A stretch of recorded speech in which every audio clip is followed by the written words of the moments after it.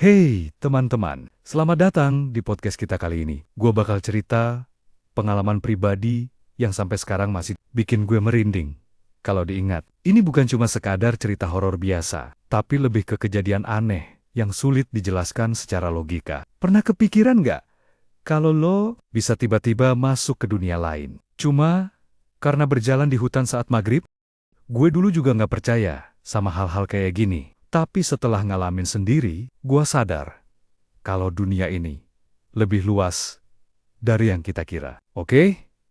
Langsung aja gue ceritain dari awal kejadian ini terjadi.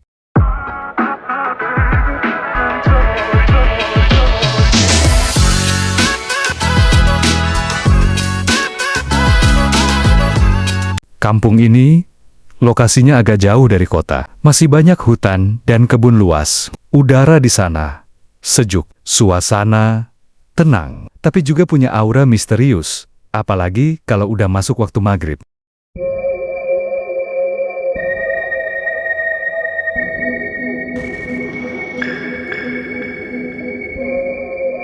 Hari itu, gue berencana pergi ke rumah saudara yang ada di desa sebelah. Biasanya ada jalan biasa yang bisa gue lewati, tapi karena ingin cepat, gue memilih jalan pintas yang melewati hutan kecil.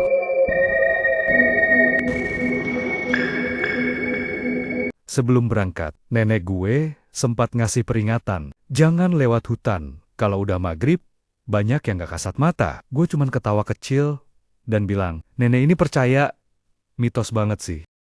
Aduh, nenek-nenek. Hahaha, hahaha. Hutan ini enak banget asli. Udaranya enak.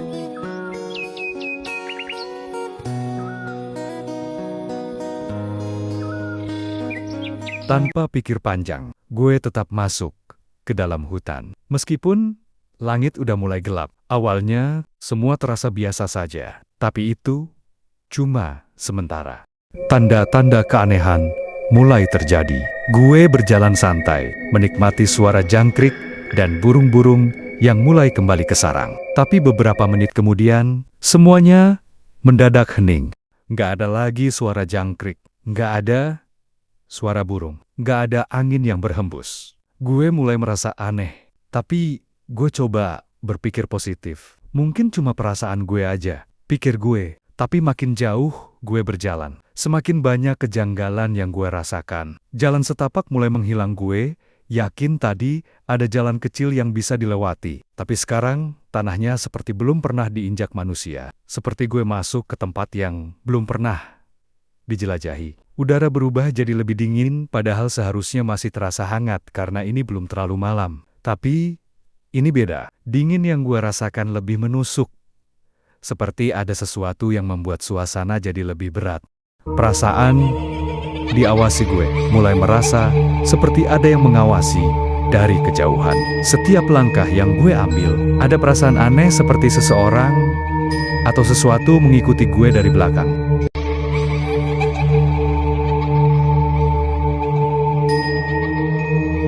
Gue coba ambil HP buat cek waktu, tapi yang muncul di layar justru cuman warna hitam. HP gue mati total. Padahal sebelum masuk hutan masih penuh baterainya. Di saat itulah gue mulai panik. Jir, gimana nih?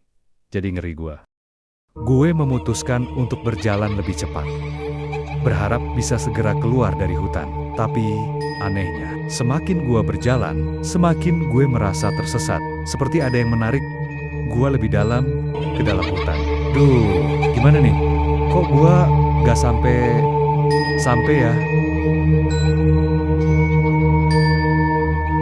Tiba-tiba, gue mendengar suara laki-laki menangis dari belakang. Bukan suara manusia biasa, tapi seperti suara yang berasal dari kejauhan dan mendekat dengan cepat.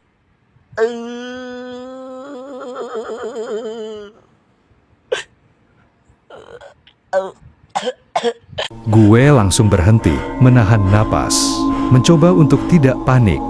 Gue nengok ke belakang, dan di antara pepohonan, gue melihat sesuatu yang bikin darah gue hampir berhenti mengalir. Ada sosok perempuan berbaju putih, rambutnya panjang menutupi wajahnya, berdiri di kejauhan. Tapi yang paling menyeramkan, dia nggak berdiri di tanah.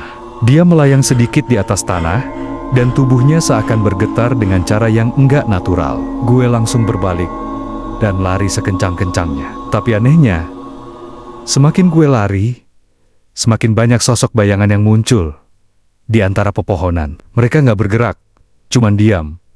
Tapi gue bisa merasakan kalau mereka sadar akan keberadaan gue. Perjalanan keluar yang mustahil. Gue mencoba menenangkan diri dan berpikir logis. Oke, kalau gue lari tanpa arah, gue nggak bakal keluar dari sini. Gue coba menarik napas dalam-dalam dan mulai berjalan perlahan, mengabaikan suara-suara aneh yang terus muncul di sekitar gue. Gue terus berlari secara perlahan. Pikiran gue semoga bisa keluar dari sini. Sambil gue terus berdoa, Bismillahirrahmanirrahim.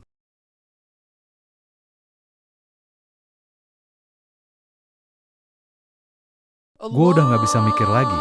Gue cuma bisa berdoa dalam hati, meminta perlindungan. Di saat yang bersamaan, gue mendengar suara azan dari kejauhan. Alhamdulillah. Azan. Alhamdulillah. Begitu suara azan itu terdengar, semuanya berubah.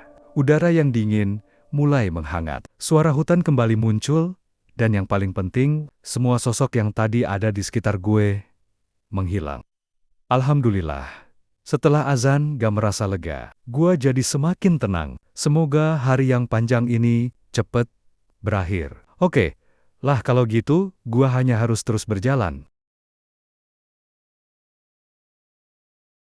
Saat gue membuka mata, gue sudah berdiri di pinggir hutan. Gue nggak tahu bagaimana gue bisa keluar. Tapi yang jelas, gue langsung lari secepat mungkin kembali ke rumah. Begitu sampai di rumah, nenek gue cuma menatap gue dengan ekspresi serius. Nenek udah bilang, jangan lewat hutan waktu maghrib, katanya sambil menghela napas. Gue dari situ sadar, untung aja gue bisa bebas. Gue terus merasa syukur. Alhamdulillah, alhamdulillah. Alhamdulillah, gua bisa bebas.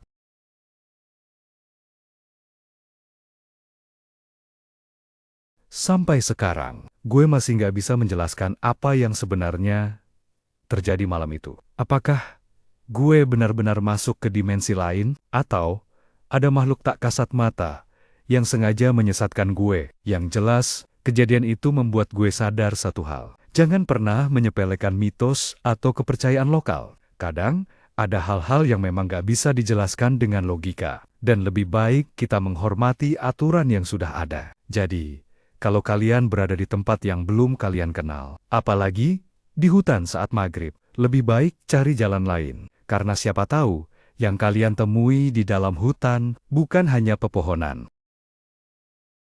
Gimana menurut kalian? Pernah mengalami kejadian serupa? Atau punya cerita mistis lainnya? Jangan lupa share cerita kalian di kolom komentar. Sampai jumpa di podcast berikutnya. Dan jangan lupa, jangan jalan di hutan saat maghrib.